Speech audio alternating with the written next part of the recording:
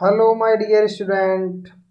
मैं राम फौजदार मेरे YouTube channel maths with Ram sir पर आपका स्वागत करता हूं। आइए प्यारे बच्चों, एक बार वापस से जुड़ जाइए। मैंने पहले भी क्वाड्रेटिक इक्वेशन के बारे में आपको 2 वीडियो बता चुका हूं उनके बारे में। इस वीडियो में अपन ये देखेंगे क्वाड्रेटिक इक्वेशन में कि अब जो न्यू एग्जाम पैटर्न है वो किस तरफ रुख कर रहा है, किस तरफ वो एग्जाम पैटर्न जा रहा है, तो आपको यहाँ से देखने से पता चलेगा। देखो, ऐसा नहीं है इन क्वेश्चंस को देख के आप ऐसे घबरा जाओगे यार पता नहीं आगे क्या होगा, लेकिन घबराने वाली बात नहीं है। अवेयरनेस ज़रूरी है। ये जितने भी क्वेश्चन लिए हैं माय डियर स्टूडेंट, मैंने SBI PO प्री से लिए हैं। अब आप यहाँ से देखोगे कि ये सारे क्वेश्चन जो पूछे जा चुके हैं तो आगामी एग्जाम में भी ये पूछे जाएंगे। तो अभी जो सिलेबस है अपने बैंक का वो लगातार बढ़ता हुआ जा रहा है, और अगर आप 2012 से लेकर के आज तक कंपेयर करोगे तो बहुत कुछ चेंजेस मिलेंगे आपको। तो इसीलिए मैं बहुत ज़्यादा बात नहीं करूँगा, आप समझ जाइए। 2012 में कभी क्लरिकल एप्टीट्यूड आता था, आज उसकी जगह कितनी शानदार वाली रीजनिंग आती है, उसमें एड्रेस मैच करने होते थे, लेकिन आज रीजनिंग आपको पता है कि पजल्स में क्या करना है। तो सेम मैथ्स में माय डियर स्टूडेंट अभी तक सिर्फ अर्थमेटिक और DI वाला पार्ट आता है, डेटा एनालिसिस, लेकिन अब बैंक वाले इससे आगे जा रहे हैं। और वो कहाँ जा रहे हैं, किस टाइप के क्वेश्चन आ रहे हैं, वो आप इस वीडियो को देखोगे तो आपको सब समझ में आ जाएगा। तो आइए बढ़ाते हैं कुछ क्वेश्चंस की तरफ। पेन पेपर लेकर के बैठ जाइए, वीडियो को पॉज करें, क्वेश्चन सॉल्व करने की कोशिश करें, नहीं होता है तो वीडियो को आगे बढ़ाएं। ये मेरी गारंटी है कि आप एक बार अगर एक क्वेश्चन सॉल्व करना स्टार्ट करते हैं तो आपको लास्ट तक के क्वेश्चन में आनंद आएगा, गारंटेड। ठीक है, तो आइए बढ़ते हैं थोड़ा सा आगे। यस, पहला क्वेश्चन आपके सामने स्क्रीन पर है। ये क्वेश्चन क्या कह रहा है, इस पे ध्यान दो। ऐसा टेंशन नहीं लेना है कि सर ये तो इंग्लिश में ही है, हमें तो हिंदी में चाहिए था, तो ये आपको दिमाग नहीं लगाना है। मैं इसको हिंदी में पूरा पढ़ रहा हूँ तो यहाँ से समझ जाइएगा। ये कह रहा है 4 डाइस आर थ्रोन साइमल्टेनियसली। 4 पासे ऐसे उछाले जाते हैं, रेंडमली उछाले जाते हैं। ठीक है, तो पहली कंडीशन क्या है उस पर ध्यान दो। तो फर्स्ट कंडीशन ये कह रही है कि probability that all the 4 dice show even digits. Very nice. पहली कंडीशन ये कहती है कि इस बात की क्या संभावना है कि चारों के चारों डाइस पर इवन डिजिट, एक सम संख्या आएगी। एक पासे पर 1 2 3 4 5 6 होते हैं, 1 2 3 4 5 6, तो इसमें से इवन कौन कौन से हैं, 2 4 6। तो अपने समझ में आ गया कि एक पासे पर, पासे कितने डाइस हैं, 4 अपने पास, तो उनमें से एक पर तो 2 4 6, मतलब 3 केस आने की कंडीशन है। तो 4 पासे पे कितनी हो जाएगी, 3 की पावर 4। लेकिन जब अपन प्रोबेबिलिटी फाइंड आउट करते हैं तो इसके बारे में मैं अपना जो परम्यूटेशन कॉम्बिनेशन चैप्टर पढ़ाते हैं अपन, परम्यूटेशन कॉम्बिनेशन प्रोबेबिलिटी, उसमें मैं बहुत अच्छे से बताता हूँ कि probability is equal to favourable case upon total case, favourable case upon total case. ध्यान दो, तो यहाँ से फेवरेबल केस प्यारे बच्चों कितने आ रहे हैं कि हमें प्रत्येक डाइस पर इवन डिजिट चाहिए। तो पहले वाली जो डाइस है उस पर 2 आ सकता है, 4 आ सकता है, 6 आ सकता है, 2 4 6, मतलब 3 नंबर या 3 डिजिट आ सकते हैं। सेम दूसरी डाइस है उस पर भी 3 आ सकते हैं, कभी 2 आएगा, कभी 4 आएगा, कभी 6 आएगा। Same third, same fourth, it means अपन क्या कह सकते हैं, 3 की पावर 4। अच्छा, यहाँ पर total case my dear student कितने बनेंगे, तो टोटल केस को आपको पता है कि अगर सिंगल डाइस की मैं बात करता हूँ तो सिंगल डाइस में जो टोटल केस बनते हैं वो बनते हैं 6। अगर अपन बात करते हैं डबल डाइस में कितने केस बनते हैं, तो डबल डाइस में माय डियर स्टूडेंट केस बनते हैं 6 इंटू 6। अगर अपन 3 डाइस की बात करते हैं, 3 डाइस, तो आप समझ जाइए यहाँ 3 डाइस में कितने बनेंगे, 6 इंटू 6 इंटू 6।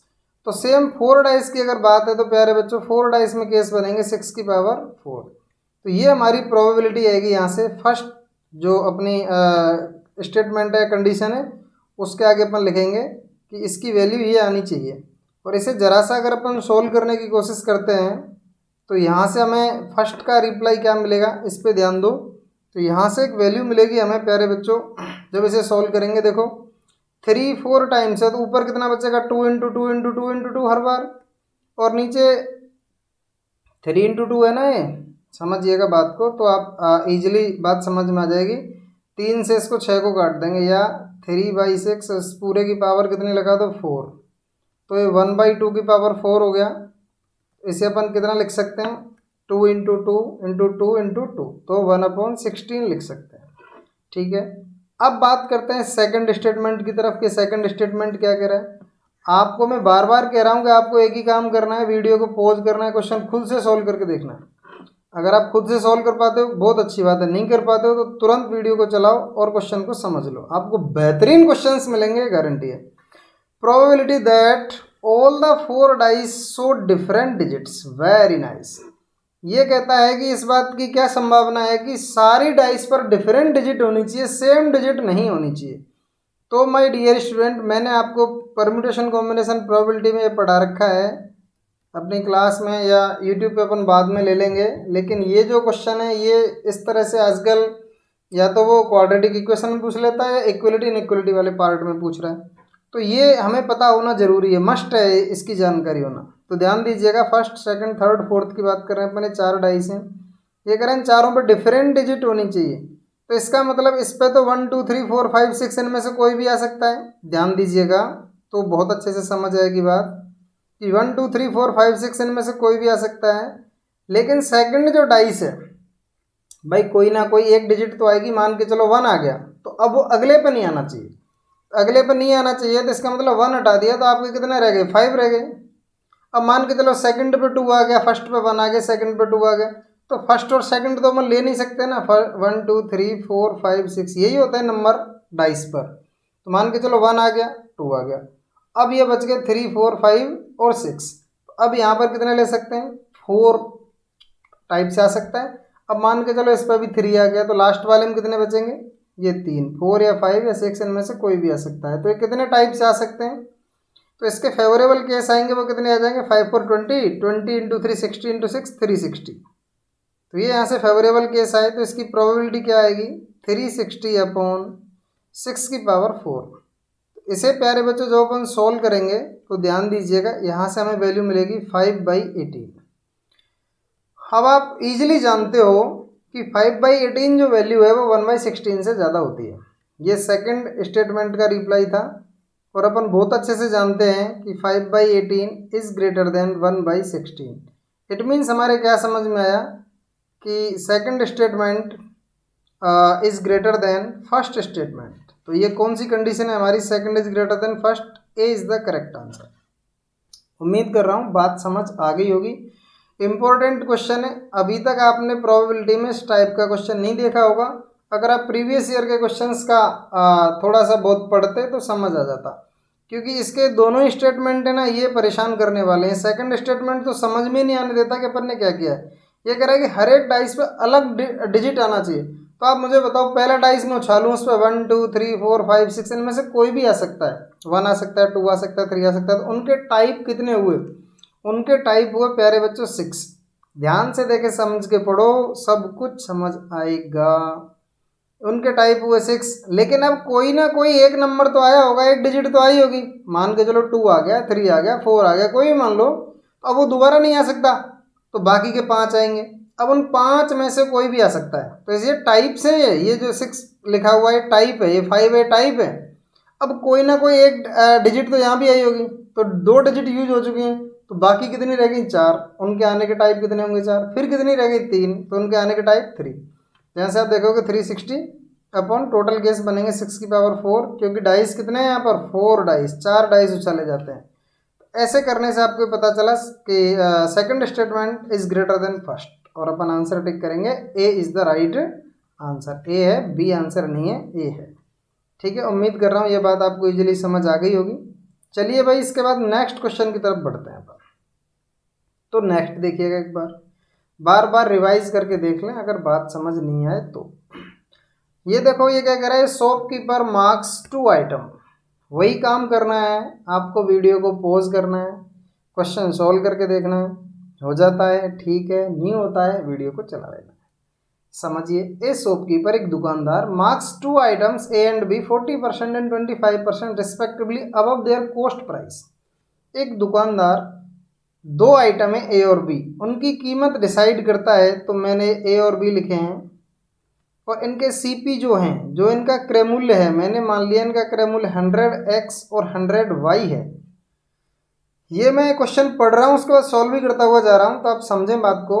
तो एक दुकानदार क्या कर रहा है कि इनका जो भी कॉस्ट प्राइस है उससे 40% और 25% बढ़ा के कीमत उन पर मार्क कर रहा है। एमपी लगा रहा है, मार्क प्राइस, अंकित मूल्य लगा रहा है। तो आप यहाँ से ध्यान दें एक बार कि यहाँ से एमपी कितना आ जाएगा। ए को उसने 40% इंक्रीज किया है तो ये हो जाएगा 140x, और 25% इसको बढ़ाया है तो ये हो जाएगा 125y। अब चलिए आगे बढ़ते हैं। He gives a discount of 20% on item A. Item A पर वो 25% का बट्टा देता है, तो यहाँ 25% 1/4 बताओ कितना आ जाएगा इसका, 35x। और ये डिस्काउंट है तो अपन लेस करेंगे, तो प्यारे बच्चे वैल्यू आएगी 105x। 35x का अगर बट्टा दे देते हैं 140 में से तो 105 में बेच देगा। और यहाँ पर आप देखिए कि यहाँ कितने का डिस्काउंट दिया उसने बी पर, 10%, तो इसका 10% आएगा 12.5y। इसे लेस करेंगे तो इसका एसपी आ जाएगा 112.5y। ठीक है, ये इनके एसपी आ गए। The selling price of both the item A and B is the same. दोनों के दोनों आइटम की सेलिंग प्राइस जो है वो कैसी दे रखी है, सेम दे रखी है। तो अब आप खुद बताओ, सेम दे रखी तो अपन क्या करेंगे, इक्वल का साइन लगाएंगे, बस हो गया काम। अब आप देख लीजिए यहाँ से x अपॉन वाई की वैल्यू फाइंड आउट करिए। x के अपॉन में y आया यहाँ से, तो ये वैल्यू रह जाएगी 112.5 अपॉन 105। तो ऐसा करते हैं, पॉइंट हटा देते हैं और एक जीरो लगा देते हैं।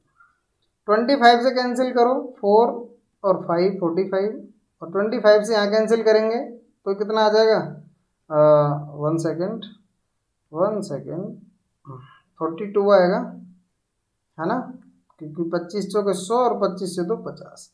तो यहाँ से x और y की जो प्यारे बच्चों वैल्यू आ गई, इसे 3 से और कैंसिल कर दो तो 15/14 आ जाएगी। अब मान के चलो मैं इसे 100x और 100y कर भी देता हूँ, दो दो जीरो लगा के, तो इससे क्या फ़र्क पड़ेगा, तो कट जाएंगी, तो रेशियो तो यही आना है। तो यहाँ से हमें क्या पता चला कि a जो वैल्यू थी उसका CP कितना आया है, 15 रुपये। बी जो वैल्यू थी उसका CP कितना आया है, 14 रुपये। और वो यही कह रहा है कि फर्स्ट क्वांटिटी है कि कॉस्ट प्राइस ऑफ आइटम ए। तो आइटम ए का जो कॉस्ट प्राइस है, फर्स्ट क्वांटिटी जो है वो ग्रेटर देन आई है आइटम बी के कॉस्ट प्राइस से, क्योंकि आइटम बी का कॉस्ट प्राइस कितना आया है, 14 आया है। तो अपन कह सकते हैं first is greater than second, quantity first is greater than second, C is the correct answer, है ना। मैंने इनके नीचे डेट नहीं लिखी है, लेकिन ये सारे question SBI PO pre mains नहीं है, ध्यान रखना। मेंस में सोचो क्या पूछता होगा वो ओनली डेटा एनालिसिस पूछता है, इसलिए ये PO प्री का ही है। तो 2017 एंड 18 के क्वेश्चंस हैं ये, तो इन्हें आराम से समझ लीजिएगा, पढ़ लीजिएगा, अपनी कॉपी में नोट भी कर लें। ये क्वेश्चन आपको रिपीट हो भी सकते हैं, ठीक है। तो आइए इसके बाद थोड़ा सा और आगे बढ़ते हैं। यस, नेक्स्ट क्वेश्चन देखते हैं प्यारे बच्चों। नेक्स्ट क्वेश्चन क्या गजब का क्वेश्चन है। अब ये आप क्या समझ रहे हो, ये जो इक्वेशन गिवन है इसका मीन क्या है। इसका मीन ये है कि अलजेब्रा की एंट्री होने लग गई।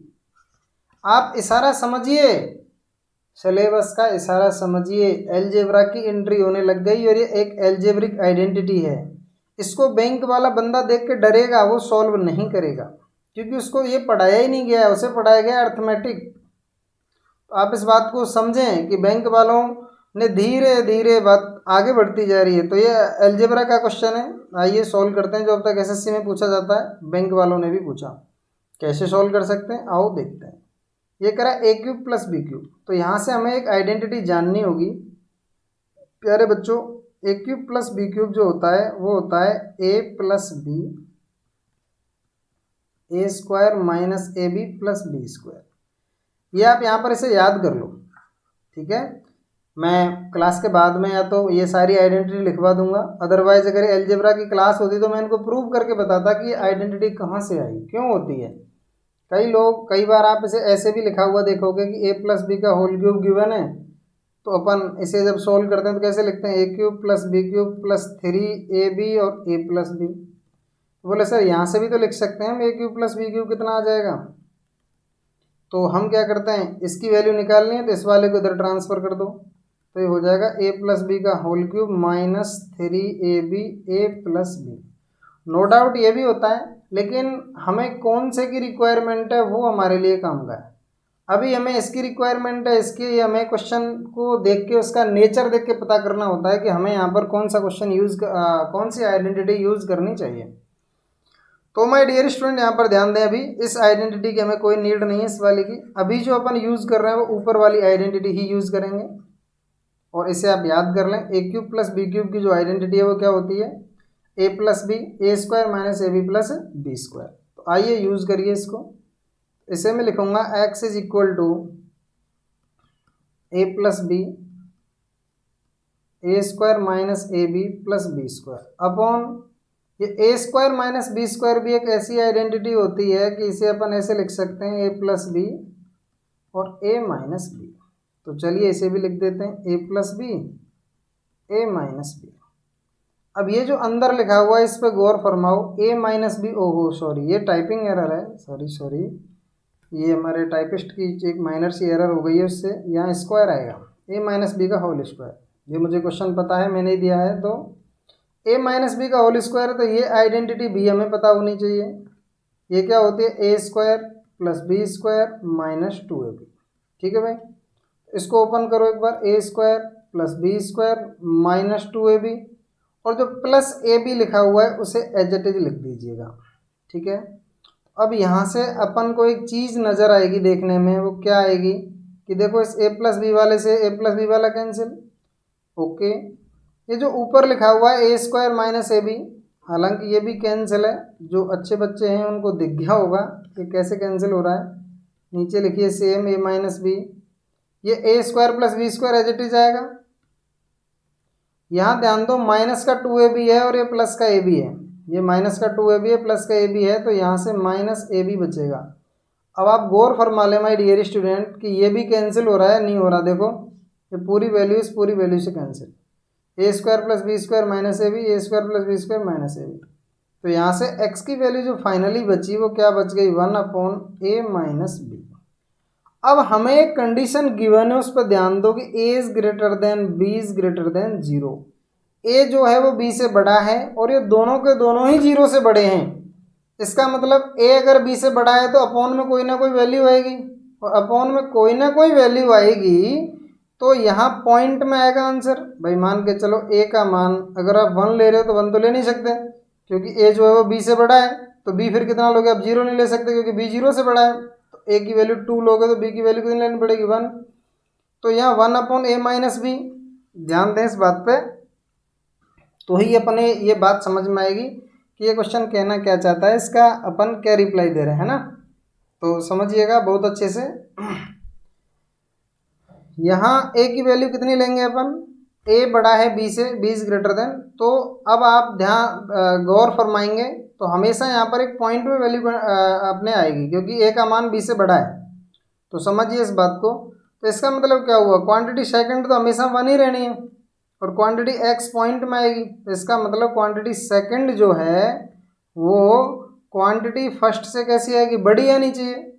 आप आराम से इस चीज़ को समझें कि क्वांटिटी सेकंड जो है वो क्वांटिटी फर्स्ट से कैसी आनी चाहिए, बड़ी आनी चाहिए, अदरवाइज बात बनेगी नहीं, है ना। क्योंकि सेकंड एक कैसी वैल्यू आ रही है, पूरा का पूरा मान आ रहा है, लेकिन यहाँ से पॉइंट में वैल्यू आएगी। पॉइंट में कैसे आएगी, मैं वही समझा रहा हूँ आपको कि यहाँ a का मान जो है b से बड़ा है। a की वैल्यू आप जैसे लोगे 2 ले लिया या 3 ले लिया, 2 ले लिया, जो भी है हमेशा बड़ा लेना पड़ेगा। तो फिर यहाँ पॉइंट में भी कंडीशन बनेगी। तो हमारी जो ये सेकंड क्वांटिटी है वो पॉइंट में नहीं है, 1 है। तो फिर हम क्या कहेंगे यहाँ से कि जो सेकंड क्वांटिटी है is greater than first quantity, क्योंकि x की वैल्यू तो पॉइंट में भी जा रही है। तो यहाँ से अपन इजीली बता सकते हैं माय डियर स्टूडेंट कि second is greater than first. समझिए इस बात को, then A is the correct answer, second is greater than first. एक बार इसे आप आराम से समझ के देखें, फिर इसके बाद आगे की बात करेंगे। ठीक है, समझिए इस क्वेश्चन को और फिर इसके बाद आगे बढ़ेंगे अपन। ठीक है, आओ देखते हैं एक बार। चलिए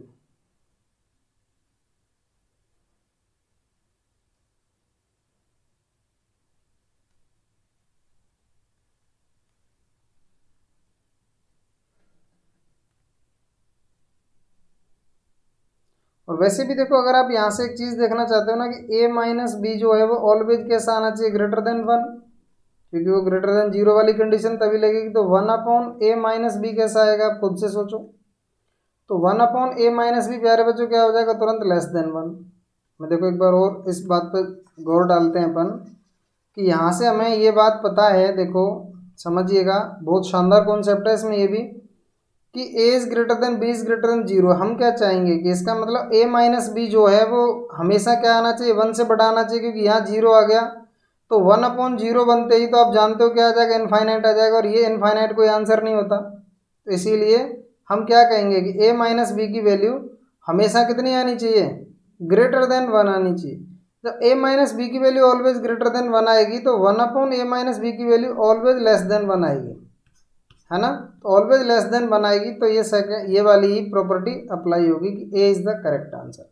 ये बहुत अच्छा कॉन्सेप्ट है, आजकल बहुत ही अच्छे क्वेश्चन आने लग गए। मैं फिर कह रहा हूँ, बार बार इनको नोट कर लेना, समझ लेना बहुत अच्छे से। अगर a माइनस बी की वैल्यू यहाँ 0 आ जाती है, आप समझो इस बात को, तो क्या बन जाएगा यहाँ पर, ये इनफाइनाइट बन जाएगा। तो इसीलिए अपन इसको नहीं ले सकते। चलिए इसके बाद थोड़ा सा और आगे बढ़ते हैं। Yes, very nice. ये क्वेश्चन भी पूछा गया क्वेश्चन है, बहुत अच्छा क्वेश्चन है, इस पर ध्यान दो एक बार। क्या पूछा है, आराम से पढ़ो।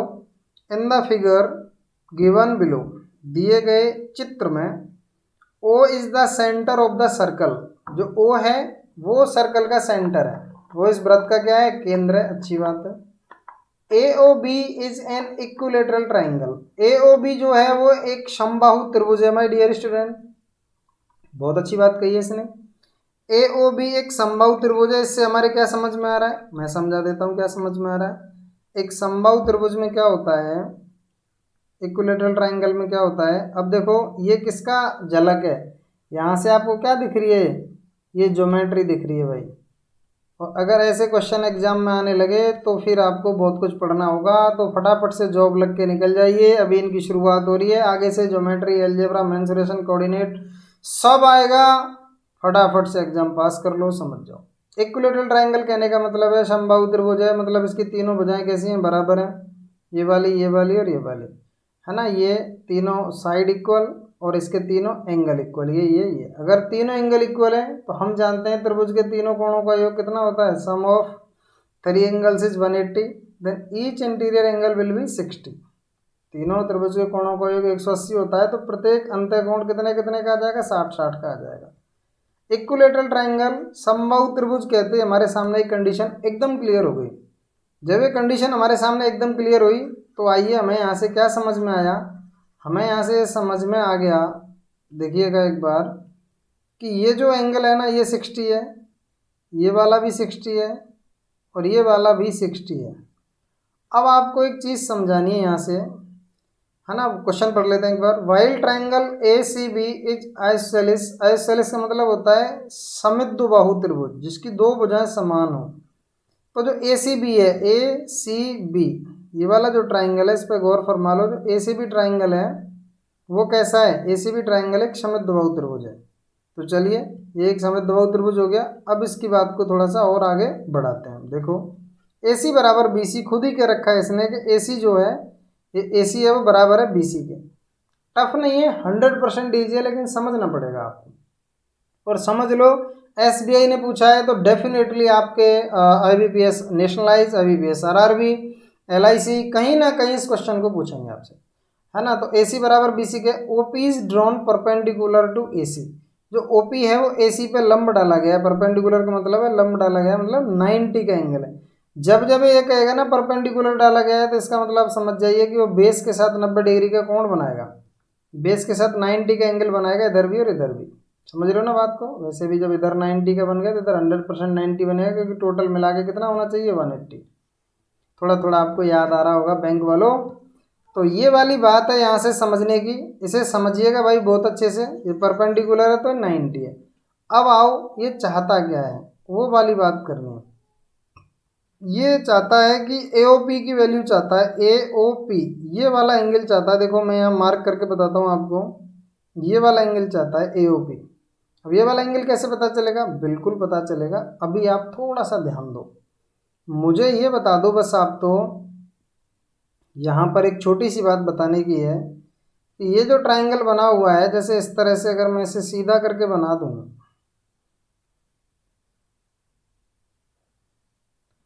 मैं अगर इसे ऐसे सीधा करके बना देता हूँ, ये सी है ना, और ये ए, ये बी, ठीक है भाई, बस कुछ नहीं किया, सीधा कर दिया। और यहाँ पर ये एक इक्विलेटरल ट्राइंगल बना हुआ है, अच्छी बात है।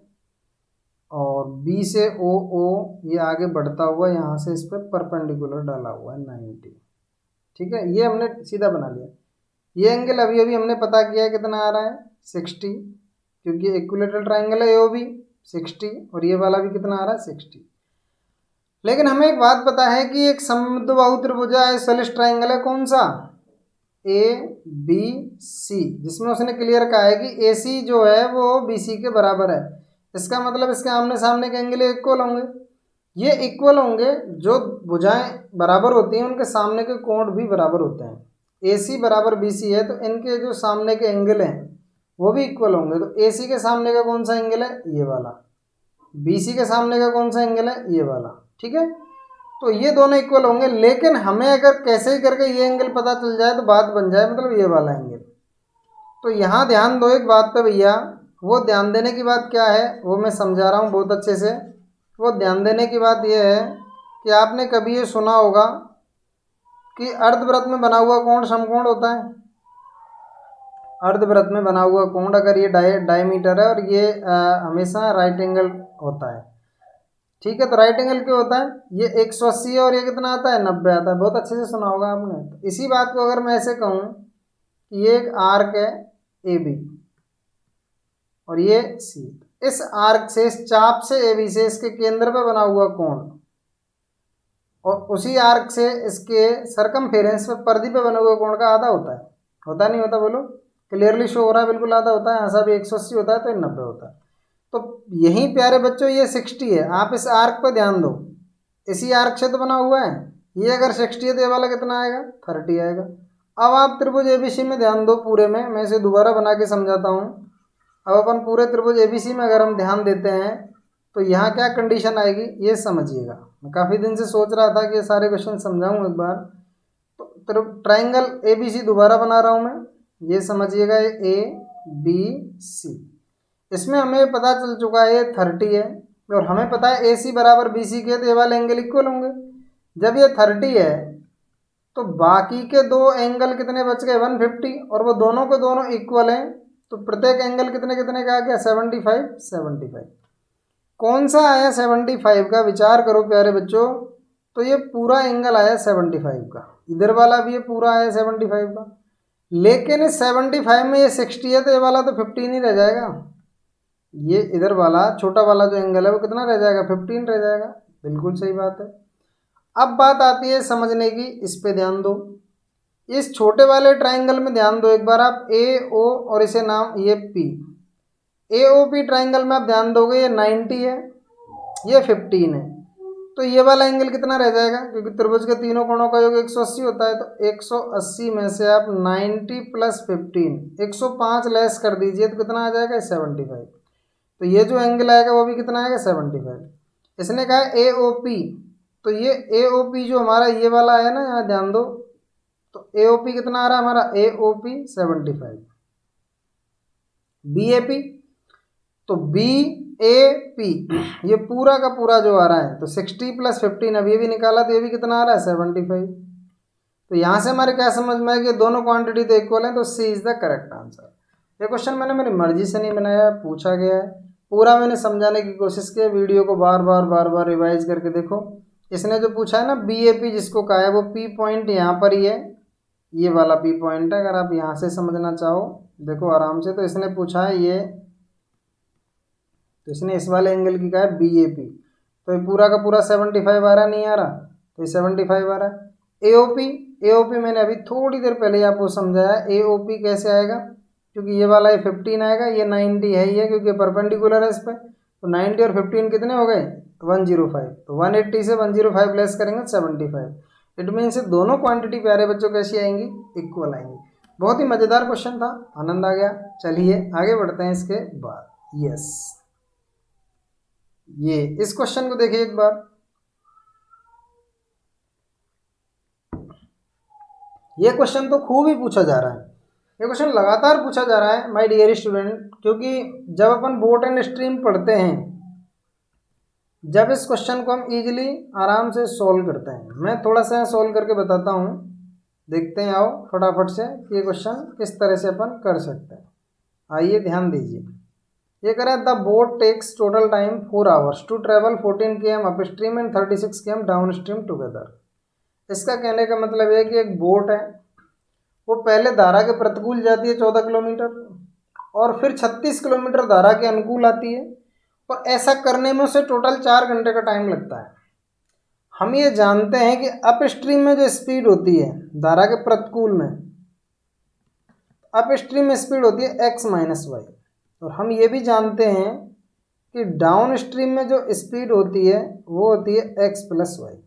तो अब इसने जो 14 किलोमीटर अप स्ट्रीम में कवर किया है, तो समय बराबर दूरी बट्टे चाल होता है, time is equal to distance upon speed होता है। तो डिस्टेंस है 14, स्पीड आएगी, अप स्ट्रीम की बात कर रहा है तो अप स्ट्रीम में होती है हमारी x minus Y plus 36 km प्यारे बच्चे जो इसने कवर किया है वो डाउन स्ट्रीम में किया है, तो ये x प्लस वाई बराबर कितने आवर आ रहे हैं 4 आवर। ये इक्वेशन 1। दोबारा पढ़िए आगे, the boat takes total time of 5 hours, 5 घंटे का टाइम लेती है, कब? जब 20 किलोमीटर अप स्ट्रीम में जाती है। अप स्ट्रीम में जाएगी तो वही x माइनस वाई, और 24 किलोमीटर डाउन स्ट्रीम में जाती है तो 24 upon X plus Y is equal to 5 hour. ये इक्वेशन सेकंड आ गई। इन दोनों इक्वेशन को सोल्व करते हैं और हमारा आंसर आ जाता है, और ये इक्वेशन मैं मेरी क्लास में खूब सोल्व कर करके आपको बताता हूँ। तो बस ये क्वेश्चन ज़्यादा ऐसे हमारे लिए खास नहीं है। क्यों नहीं है? क्योंकि हम ऐसे बहुत सारे क्वेश्चन सॉल्व करते हैं, बहुत सारे क्वेश्चन सॉल्व करते हैं। तो प्यारे बच्चों, अपन उन क्वेश्चंस को समय देना चाहेंगे जो क्वेश्चन वास्तव में जैसे हमारे लिए बिल्कुल नए हैं। जैसे अपन ने ये क्वेश्चन देखा अभी, बिल्कुल नया था। ये क्वेश्चन देखा हमने, बिल्कुल नया था। तो ऐसे हमें आगे के कुछ क्वेश्चंस मिलने वाले हैं। ये तो मैंने सॉल्व करना आपको इजीली बता ही रखा है कि इसे अपन कैसे सॉल्व करते हैं, थोड़ी सी कैलकुलेशन होती है और कुछ नहीं। चलिए आगे बढ़ते हैं। इसके बाद यस ऐसे मान लेना वो होमवर्क था। आइए अब इस क्वेश्चन पे बात करते हैं। ये क्वेश्चन है प्यारे बच्चों, इसे ध्यान दो। ये कह रहा है एम इज एन इंटीजर। देख क्या गजब का क्वेश्चन है, superb. M is an integer selected at random from the set 7, 14, 25, 27, 33, 29 and 30। ये कह रहा है कि एम एक संख्या है, एक पूर्णांक है। इंटीजर बोले तो पूर्णांक संख्या है, जो कि इनमें से सेलेक्ट करनी है। ये कितने हैं? 1, 2, 3, 4, 5, 6, 7। तो इन 7 नंबर से हमें कोई भी एक एम इस तरह से इंटीजर सेलेक्ट करनी है। कैसे सेलेक्ट करनी है? तो इसकी क्वांटिटी 1 पढ़िए, क्या कहता है कि probability that the average of 12, 9 and M is at least 17। ये कह रहे हैं कि जो प्रोबेबिलिटी है ना किसकी, क्या अब आप लैंग्वेज पढ़ के समझिए बात को कि 12, 9 और एम जो हमने एक इंटीजर सेलेक्ट किया है, इनके एवरेज की जो प्रोबेबिलिटी आएगी वो कम से कम 17 आनी चाहिए। समझिए इस बात को, कितना है? 17। तो प्रोबेबिलिटी अपन जरूर से देखेंगे, लेकिन आप इस पे ध्यान दो। The average of 12, 9 M is at least 17। ये यहाँ से पढ़िए इसको कि जो 12, 9 और एम का जो एवरेज है ना वो है एट लीस्ट 17। उसकी प्रोबेबिलिटी अपन को फाइंड आउट करनी है। तो इसकी प्रोबेबिलिटी डेफिनेटली फाइंड आउट करेंगे हम। आइए समझते हैं। क्वेश्चन वास्तव में ही फुली ऐसे हैं, आप इनको वीडियो को पॉज करो, खुद से सॉल्व करो, नहीं होता है तो फिर वीडियो को आगे चला लो। आइए समझते हैं। मुझे नहीं पता एम क्या है, लेकिन मुझे इतना पता है कि मैंने ये मान लिया कि एम कोई एक नंबर है और उसमें अपन ने 12 प्लस 9 प्लस एम, तो 3 डिजिट लेनी है, 12, 9 और एम। इसका एवरेज कैसे निकालेंगे? डिवाइड बाई 3 करके, और इसका कितना आ रहा है एवरेज? 17 आना चाहिए कम से कम। एटलीस्ट का मतलब होता है कम से कम 17 आना चाहिए। तो चलिए माय डियर स्टूडेंट, 17 से ज़्यादा हो सकता है, कम नहीं हो सकता। तो आइए विचार करते हैं। तो यहाँ से इस 3 का इधर मल्टीप्लाई कर दो, क्रॉस मल्टीप्लाई, तो 12 प्लस 9 कितना हो जाएंगे? 21 एम इज इक्वल टू 51। तो यहाँ से एम की वैल्यू कितनी आ गई? 30। ठीक है, तो इसका मतलब एम क्या हो सकता है? 30। नो, यही तो बात थी समझने की। एम 30 और 33 दोनों हो सकते हैं। 33 कहाँ से आ गया सर 33? क्योंकि उसने कहा है कि एवरेज कम से कम 17 होना चाहिए, ज़्यादा से ज़्यादा तो कुछ भी हो सकता है। तो अगर एम की जो वैल्यू आ रही है उससे बड़ा कोई भी नंबर इनमें एग्जिस्ट कर रहा है वो हमें लेना होगा, अदरवाइज गलती होने की पूरी संभावना है यहाँ पर। तो एम से बड़ा एक नंबर एग्जिस्ट कर रहा है यहाँ पर 33, तो ये हमें लेना होगा। आप समझ गए होंगे कम से कम 17, 17 से ज़्यादा हो सकता है, जिसका मतलब एम की वैल्यू 2 हो सकती है, 30 या 33। 30 से छोटी नहीं ले सकते। ये 7, 14, 25, 27, 29, 30 ये सब छोटी हैं, और ये 30 तो ले लिया अपन ने, तो बस इससे बड़ा ले सकते हैं अपन 33, क्योंकि कम से कम 17 चाहिए। एटलीस्ट वर्ड ऐड करके इसने हमें घुमा दिया थोड़ा सा कि 30 के साथ साथ हमें 33 और लेना होगा। समझदार बच्चे हो, समझ गए होंगे कि 33 की मैं क्यों कह रहा हूँ बार बार। 33 इसलिए लेना होगा माय डियर स्टूडेंट क्योंकि एटलीस्ट वर्ड यूज कर लिया इसने। अब इसकी प्रोबेबिलिटी निकालो, तो प्रोबेबिलिटी क्या आएगी? 30 और 33 को लेने के कितने टाइप बनेंगे? 2। और ये टोटल कितने हैं माय डियर स्टूडेंट? 7 नंबर्स हैं, तो इसकी प्रोबेबिलिटी आएगी 2/7। ये अपनी क्वांटिटी 1 की वैल्यू आई है। क्वांटिटी 1 की जो वैल्यू आई है 2/7। क्वांटिटी सेकंड कह रहा है 1/3। तो अब आप बहुत अच्छे से जानते हो कि क्वांटिटी सेकंड बड़ा है या क्वांटिटी 1 बड़ा है। मतलब 1/3 बड़ा होता है या 2/7 बड़ा होता है। तो आप कह सकते हो कि सर 2/7 छोटा होता है, बड़ा नहीं होता, क्योंकि 2/7 को अपन 28 पॉइंट समथिंग परसेंटेज कहते हैं, 1/3 को 33% कहते हैं। याद कर लो इस बात को। तो यहाँ से ये बात तो आपको पता करनी होगी कि 1/3 इज ग्रेटर देन 2/7। तो यहाँ से अपन क्या कह सकते हैं कि 1/3 greater than, it means quantity second is greater than quantity first, और quantity second is greater than quantity first कौन सा है? C is the correct answer. उम्मीद कर रहा हूँ आपको पूरा मजा आ रहा होगा। ऐसे क्वेश्चन आपने, जैसे आपके लिए एक नया अनुभव होगा प्यारे बच्चों, इनको बार बार करके देखना, इनमें गलती होने की संभावना है। पीओ का अगर एग्जाम आप प्लान करते हो तो आपको इस तरह के क्वेश्चन का कलेक्शन अपने पास जरूर से रखना चाहिए। मैं एक वीडियो बना रहा हूँ, 2 बना दूंगा, लेकिन इससे मैं सिर्फ आपको ये गाइड करना चाह रहा हूँ कि इस तरह के क्वेश्चंस की तरफ आप अपना रुझान बनाएं। ये क्वेश्चंस एग्जाम में पूछे जा रहे हैं, तो आपको ये क्वेश्चंस ढूंढने पड़ते हैं, ढूंढिएगा, पढ़िएगा। चलिए आगे बढ़ते हैं। मेरे पास डिजिटल बोर्ड का अभाव है प्यारे बच्चों, तो कोई नहीं, इससे अपन कोशिश कर रहे हैं और आप समझ रहे होंगे। आइए ये क्वेश्चन देखते हैं एक बार। कितना प्यारा क्वेश्चन है। x² / 5, तो इसे सोल्व कर लेते हैं पूरे को। यहाँ 5 अगर अपन एलसीएम लेंगे तो वैल्यू आएगी x² + 5x + 4, और ये हमने 5 एलसीएम लिया था और बराबर है 0, तो 5 चला जाएगा 0 में, तो पूरी कहानी खत्म हो गई भैया। और ये बच गया x² + 5x + 4। ठीक है, अब इसके फैक्टर वैक्टर कर दो साहब, बहुत सिंपल है। इसके फैक्टर कितने कितने हो जाएंगे? 4 और 1 होंगे, जो कि माइनस के।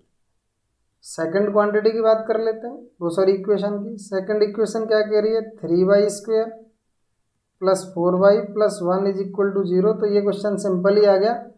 तो 3 का 1 से मल्टीप्लाई करेंगे, 3 आना चाहिए, तो इसके फैक्टर क्या क्या आएंगे? 3 और 1, माइनस माइनस, लेकिन डिवाइड बाई क्या करना होगा? 3, y² का कोफिशिएंट। तो यहाँ से वैल्यू आ जाएगी -1 और -1/3। अब ये अपन को कंपेयर करना है प्यारे बच्चों, और कुछ भी नहीं है ऐसा इनमें। तो कंपेयर करने में आप देखिए -4 जो है वो -1 से कैसा है? छोटा है। x is less then y आ रहा है, बिल्कुल आ रहा है। अच्छा, -4 माइनस के 1/3 से भी छोटा है, बिल्कुल। लेकिन ये -1 है, ये इस -1 के कैसा है? इक्वल आ गया। तो -1 -1/3 से कैसा है? छोटा है। x is less equal y का रिलेशन बनेगा। x क्या है? क्वांटिटी 1 है। लेस इक्वल y क्या है? क्वांटिटी सेकंड है।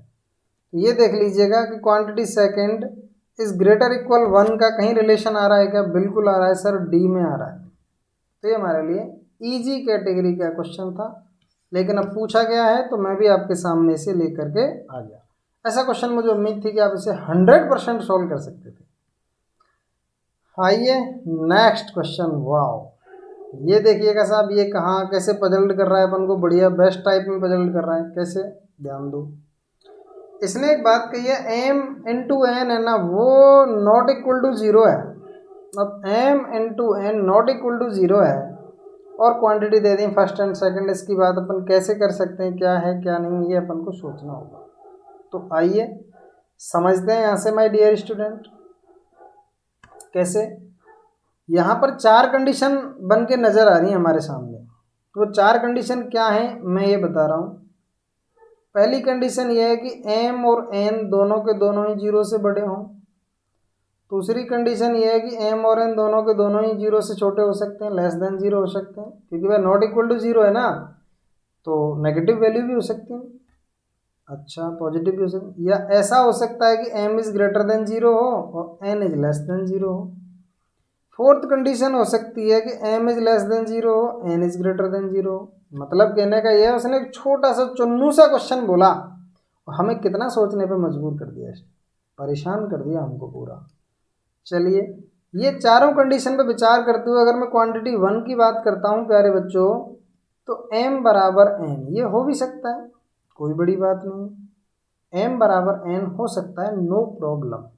तो फर्स्ट क्वांटिटी पे अपन ऐसी कोई चर्चा नहीं करेंगे। लेकिन बात अगर सेकंड क्वांटिटी की आए, m अपॉन n, तो अब इन केस में आप ध्यान देते चलो, m और n दोनों जीरो से बड़े होंगे, तो m और n की ऐसी वैल्यू ली जा सकती है जो ग्रेटर देन वन हो जाए, ध्यान दो।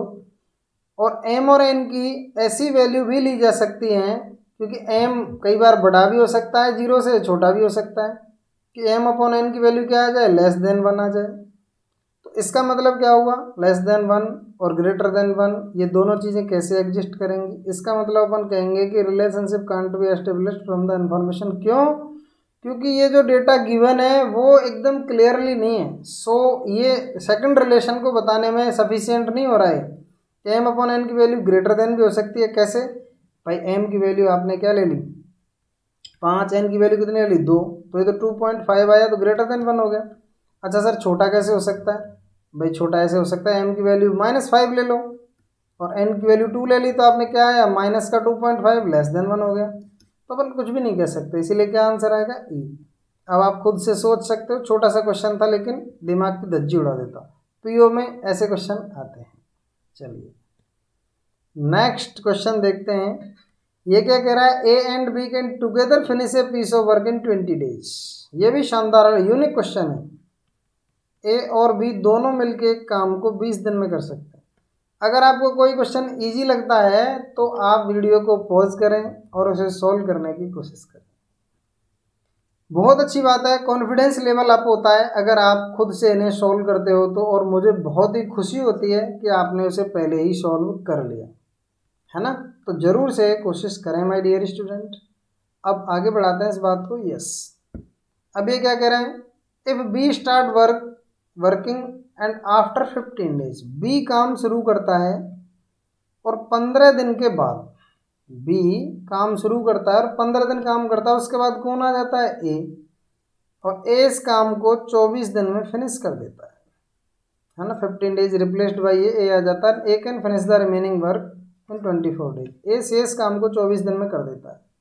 अब ये पूछ रहा है, क्वांटिटी वन कह रहा है कि number of days taken by B alone to finish the same piece of work, कि बी ने अकेले उस काम को कितने दिन में पूरा कर सकता है। क्वांटिटी सेकंड कह रही है कि number of days taken by alone to finish the same piece of work, कि जो बाई ए, इसने लिखा नहीं है, number of days taken by A alone to finish the same piece of work, A कितने दिन में पूरा कर सकता है अकेला उस काम को।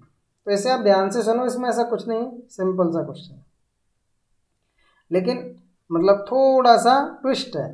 भाई ए 15 दिन, बी 15 दिन काम करता है, ए 24 दिन काम करता है। हमें इन दोनों में से किसी की स्पीड नहीं पता है कि बी किस स्पीड से काम करता है और ए किस स्पीड से काम करता है। फिर क्या कर सकते हैं, हम परेशान हो जाएंगे ऐसे। तो हमने मान लिया कि इसकी स्पीड एक्स है और इसकी स्पीड वाई है, तो 15 डेज में एक्स की स्पीड से ये काम किया होगा और इसने 24 डेज में वाई की स्पीड से ये काम किया होगा। और अगर दोनों मिलके काम करते हैं तो x प्लस वाई की स्पीड से 20 डेज में कंप्लीट काम करते हैं, तो ये वाला वर्क और ये वाला वर्क इक्वल होना चाहिए। तो यहाँ से एक जरा सी कैलकुलेशन कर लेते हैं प्यारे बच्चों, 20x 20y, is equal to 15x plus 24y। Question में वास्तव में ट्विस्ट है, अच्छा क्वेश्चन है। एक्स एक्स वन साइड करोगे तो 15x इधर आएगा, तो 20x से 15x लेस होगा, देन वी कैन से, यहाँ लिख लेता हूँ मैं 5x इज इक्वल टू, और ये 24 से 20 लेस होगा तो 4y। तो यहाँ से प्यारे बच्चों हमारे समझ में क्या आ गया, x अपॉन वाई 4 अपॉन 5। ये x और y की स्पीड आ गई, ये x और y स्पीड आई है किसकी, a b और a की। तो अब बात आती है कि b और a की स्पीड पता चल गई, तो सर कैसे ही करके एक बार टोटल वर्क भी पता कर लो।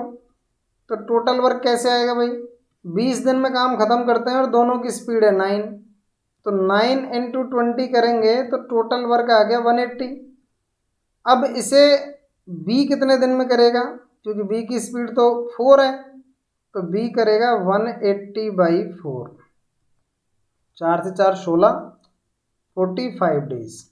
और इसे a कितने दिन में करेगा, तो a की स्पीड कितनी आ रही है 5, तो 180/5, तो 5 से 3 15, 36 डेज।